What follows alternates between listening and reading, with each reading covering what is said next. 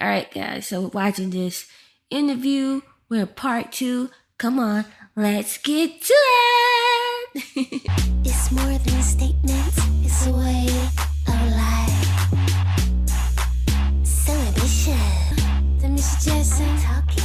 I've heard you love and hate her. Tell me what your feeling is. Well, I love myself first, and then I love Madonna. There you go, Nikki. But as far as pushing buttons, I mean, I think that's why all of us do get along so well, is that we all like to do that. I mean, we come from an area where if you're not doing this to me, honey, you don't love me. You know, you have to push buttons. And I think being from Michigan, I'm from Michigan, I think she grew up around brothers and sisters, and that's what they did, and that's what she always wanted to be like. That's what she wants to emulate. So, yeah, I mean, she does push buttons, but that's the reason that all of us work so well together. Now, Joe, you would say that her button pushing is pornographic, that she's a woman of limited talent who maximizes her commercial clout? Yes, I think she's probably the premier scam artist of the century. Not a scam artist. Not a scam artist. The reason I say that is she has merchandised moderate as being kind talent, even by her own admission, into a multi-million-dollar business, mostly by rebelling and getting others who want to rebel to see her as a role model and to emulate her. So what do you call the male politicians and stuff that run our country that do the same thing? Or that You got Nikki? Well, we know they scammers, but next. Having been in 2 state governments, I'd be delighted to come back some afternoon and discuss the phony balonies who do run the country and the farces that some of them are. I know some of them to be men of integrity and women of integrity, and I know some who are exactly the opposite. I doubt we're going to have enough time this afternoon to fully do justice to Madonna, so let's stick to that topic. Let's stick to the fact that she's a woman of integrity, too. Well, she's a woman of integrity, but unfortunately, as I see her material, she tends to denigrate 2 of the bastions, if you will, of this society, if it has any decency left. Yo, this guy. One is religion. She's obviously an anti-Catholic bigot in her work. And secondly, she is also family.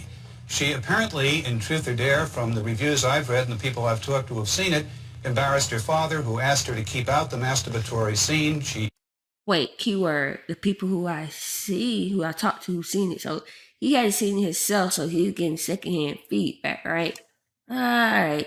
He did not do that, embarrassed him further, called her brother, what, a crazy alcoholic? Doesn't sound like much sibling love in that statement. Hold on, let me just deal with one of these charges. I'm not going to sit here for an hour and try to defend Madonna. I know what she is to me. I know what she's been to my family. I know what she's been to our family as a. But you're not. Let her finish. Second of all, you know, I think the people who love you the most are the people who are going to go, you know what, you're messing up.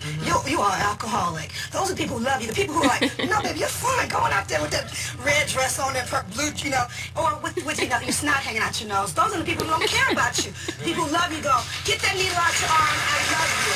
And that's why she tells the truth. She's not lying, though.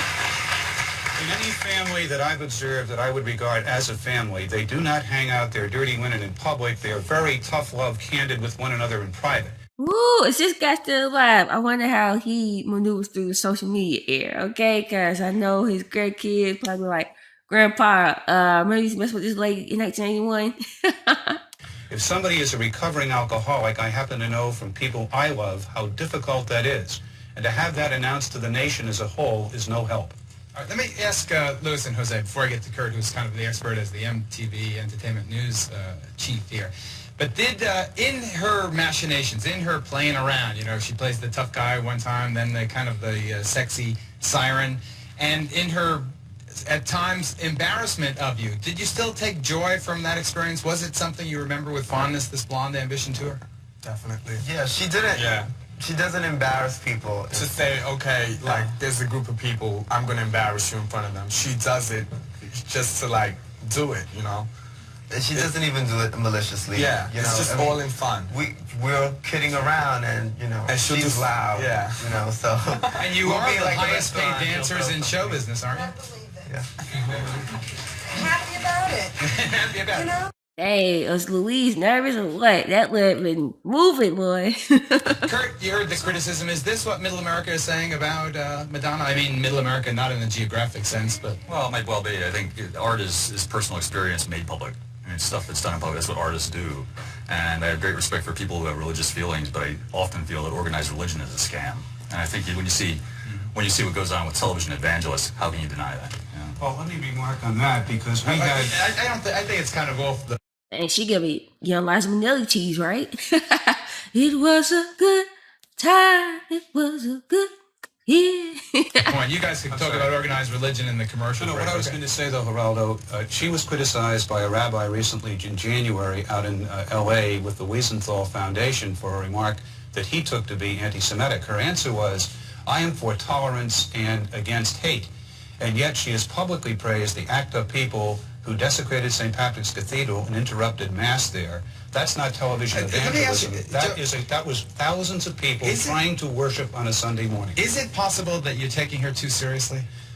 Yes. Is it possible that you're making too much of her? I don't take her anyway at all because I don't take her seriously. She isn't a serious entity. Ooh, you sure is very opinionated for somebody who you talking about you don't see, right? She don't phase you. Like, that's one thing.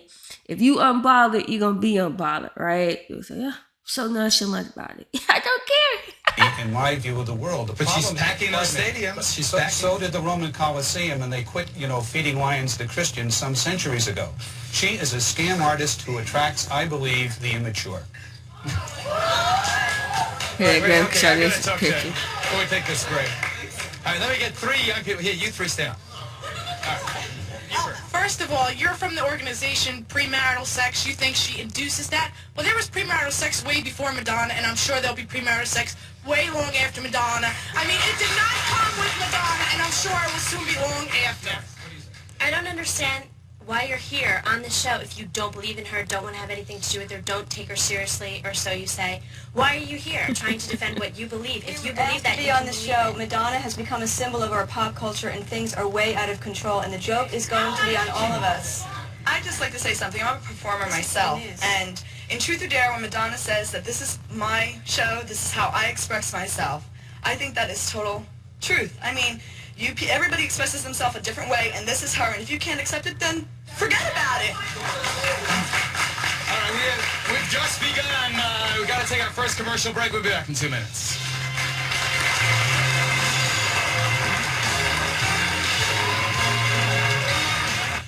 All right, so we're going to pause it right here. They took a commercial break. We're going to take a break. Y'all know I'm breaking this up. Y'all know I'm chopping this up in parts. What stood out to me in this one was, number one, how nervous the guys really were, right? Especially Louise. Just how much of a villain Madonna really was, or maybe it still is, I'm not sure. But I don't think it's as strong to this extent as it was in 1991, 92, whatever years it was. I was like, dang, they're making this lady seem like she's just like the worst person who ever hit the planet Earth. You know what I mean? Like, dang. And again, what was it? I would say just watching this journey. Of course, it's been started with the whole like version, but of course it was that like a prayer. The burning crosses gave the religious groups ammunition to run with something that they really didn't know about, right? And this guy proves the point of all the naysayers for like a prayer, where they hadn't heard the song, they hadn't even really watched the video, they saw clips and images.